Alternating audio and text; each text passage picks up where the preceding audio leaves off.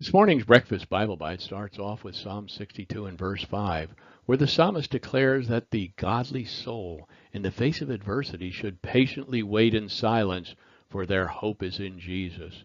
It speaks of a time when our faith is most clearly demonstrated. It is not always readily evident on a sunny, shiny day when there is not a cloud in the sky. It's not when everything is going exactly right with nothing to mar our outlook. David's life shows us that the best time to trust God is at a crisis moment in our lives. Verse 5 of 62 reads, "My soul waits silently for God only, for my hope is in Him." We spoke earlier about the soul that is committed to God, behaving like a boat at anchorage, able to swing back and forth during a driving tempest, yet remaining firm in its position. This is the place where David has found himself, firm in his faith, firm in his doctrine, firm in his expectations as he waits patiently for God to unveil his future. He calms his mind with words of faith. Be still, be silent, O my soul. Our thoughts can easily move forward in a time to the garden where Jesus' soul was struggling against the truths that his godly nature sanctioned and was forced to silence his mind.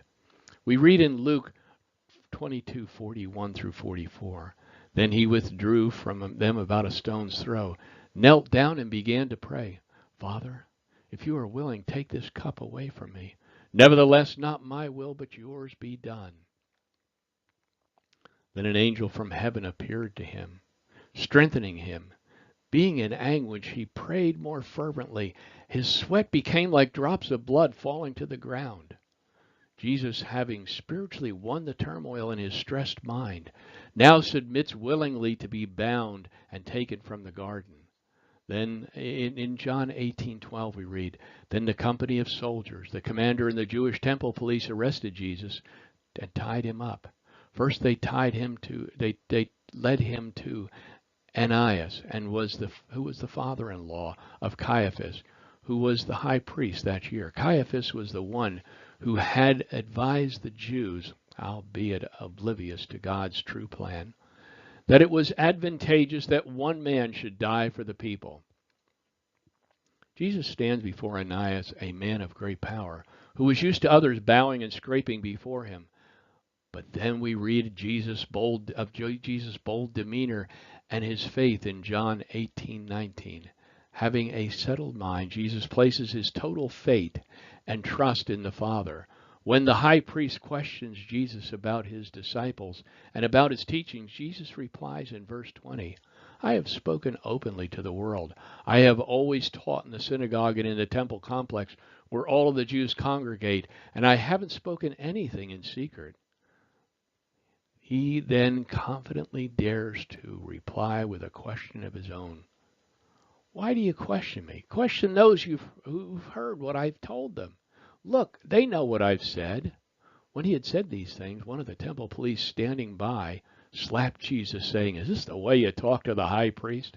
"If I have spoken wrongly," Jesus answered him, "give evidence about the wrong. But if rightly, why do you hit me?" Apparently frustrated by this non-customary response from a commoner, we read in verse 24 that Ananias sent him to Caiaphas, the high priest. Here he was blindfolded, mocked, and beaten. By daybreak he stands before a group of 72 men who believe they have the power over his life. Jesus was most often silent before his accusers. We see this mark of his demeanor when the praetor Pontius Pilate offered a choice to the Pharisaical crowd who stood before the praetorium clamoring for Jesus' blood, shouting the words, "Crucify him." Pilate marveled and was frustrated by Jesus' controlled silence.